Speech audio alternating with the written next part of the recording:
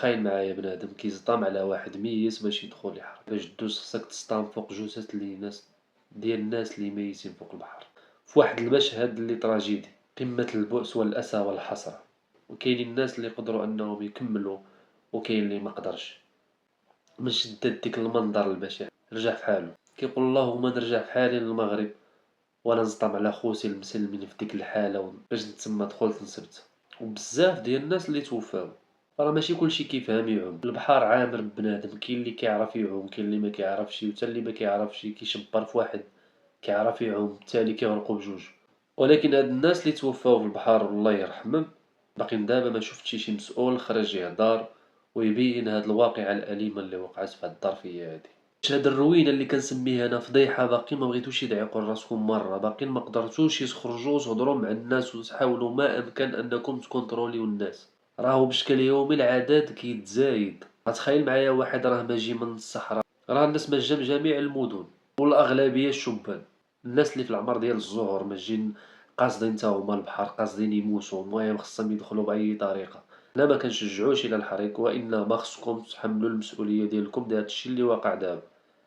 خصكم تحاولوا تكونتروليو الناس، راه الا ما كانش شي تغيير جذري في هاد التخربيق وهاد المعمعة اللي كاين راه فضيحة. حتى واحد الفئة كبيرة من الشباب راه شفناها في الفيديوهات كيخربوا الطوموبيلات شعلوا فيهم العافية. الله يا خوتي، الله يا خوتي، حشومة مهما كانت الوضعية ديالك، مهما كان الشعور ديالك، مهما كانت الخيبة الأمل ديالك، راه ما خصهاش توصل بك أنك تحرق من واحد الطوموبيل ديالو واللي هو مواطن فحالك فحالو ما عامل والو.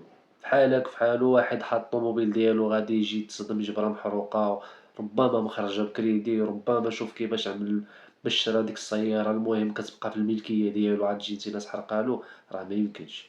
وكنشوفو السلطات استعملت الغاز المسيل للدموع باش أنها تقدر توقفهم، راه ميمكنش، راه خرجت عن السيطرة. كتشوف القوى المساعدة، البوليس، الأجهزة الأمنية كاملين كتلقاه واحد فحالك فحالو تا هو مضروب، بوليسي مضروب مطيح، راه تا هو مواطن، تا هو مواطن وكيقوم بالواجب ديالو. وكنوجه واحد الرسالة خاصة للناس اللي سواء غادي يمشيو، الناس اللي في سبتة والناس اللي قدرت أنها توصل لسبتة ولا مشات ولا ناوية تمشي.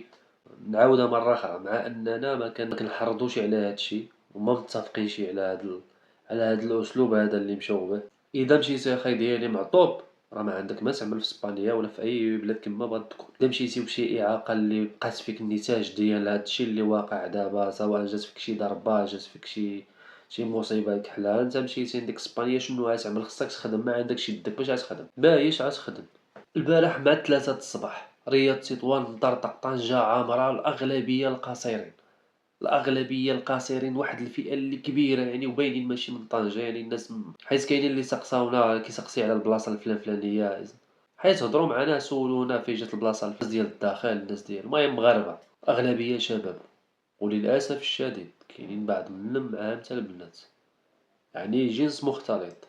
باش غتلقى واحد 7 ولا 10 ديال الدراري معاهم واحد 2 ديال البنات ولا 3 د البنات، واسمحولي ما كتعرف شنو يوقع وما يرحموكشي باش نكونوا واقعيين.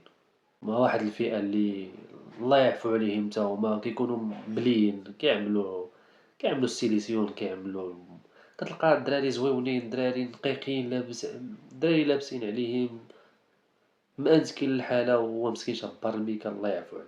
شكون اللي كيتحمل المسؤولية ديال هاد الشباب؟ بلا ما نهضروا على الشباب اللي جاو من مدن أخرى، يكفي أننا كنشوفوا هاد الحالات بشكل يومي في طنجة. واللي يقول لي طنجة لا المدينة ديالنا ما خصكش تهضر عليها بهاد الطريقة ولا بهاد الأسلوب، أخي أنا بالنسبة لي المغرب كامل بحال بحال، سواء طنجة سواء مدينة أخرى، وحنا ما بغيناش نشوفوا هادشي. نشوف نتينا واحد العيل في عمرو 10 سنين، 12 عام، كيعمل التلفزيون، كيعمل الدلوان، كيعمل ديك التخربيق.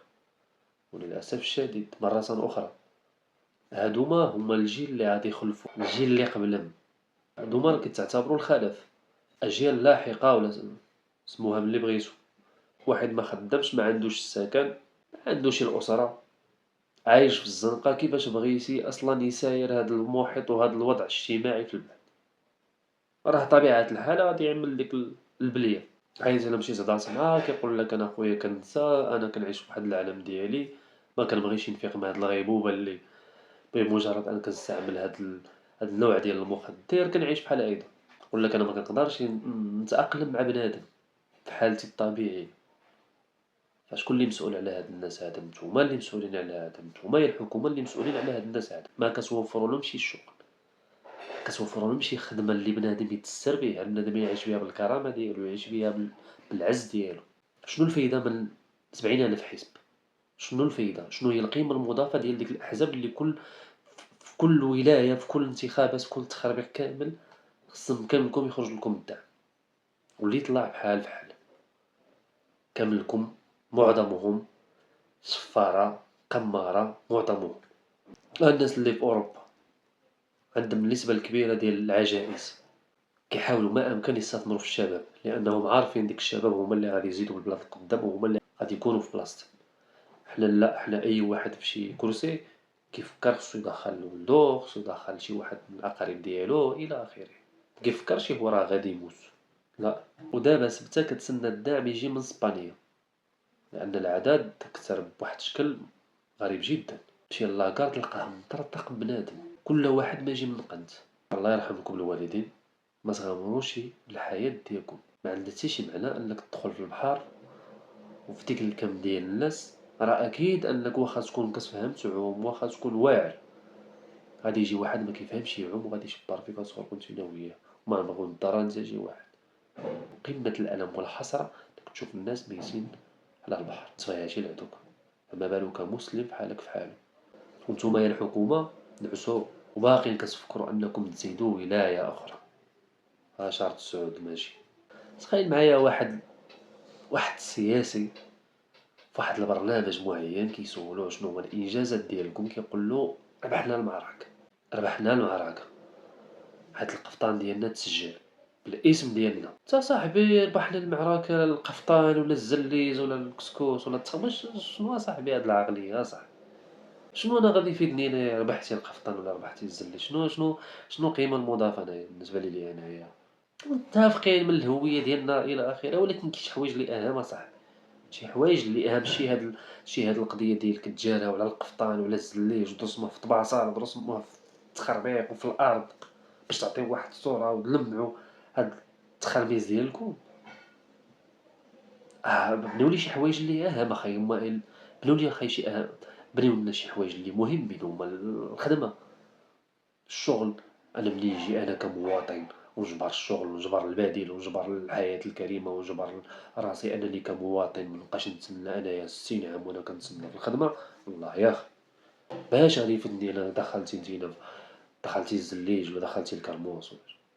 وكاينين الشرفاء وكاينين النزهاء وكاينين الناس اللي عندهم غير على هاد البلاد وباغيين يخدموا، ولكن ما كاينش اللي يخليهم أصلا يخدموا، غادي يحاربوهم سواء يلفقوا شي مشكل سواء يحطوا استقالة. كاين واحد الآية قرآنية كتقول لن ترضى عنك اليهود والنصارى حتى تتبع ملتهم. ولكن كنشوفو حنايا كمسلمين ماشيين عند الاسبانيول، ماشيين عند ديك الناس هادوك. علاش؟ حيت كاينه الانسانيه اللي ما كايناش هنايا، كاين التطبيب اللي ما كاينش هنايا، كاين الشغل اللي ما كاينش في هاد البلاد.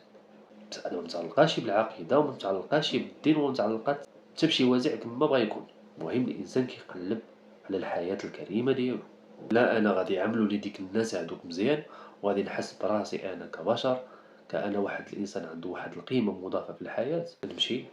شنو غادي نعمل انا ما كيقدرونيش. حتى واحد قرا تاعيا عنده واحد الشهاده، عنده واحد الاجازه ماستر دكتوراه العالم الرياضي عنده، ويهوس 30 عام و40 ما كيخدمش. وحتى هاد السياسيين وحتى هاد الاحزاب السياسيه بغينا خا يكون واحد القانون، يكون كيحدد المعايير ديال كيفاش انك تنتخب الى اخره، كيفاش انك تولي منتخب. بغينا واحد المعايير اللي خصهم يكونوا كيتوفروا في واحد السياسي باش انه يكون عنده الحق انه يتنتخب. راه لا يعقل ان يجيني واحد ما عمرو قرا، وانه تسمع على برلماني ولا وزير ولا تخربيق بزاف، ما يمكنش.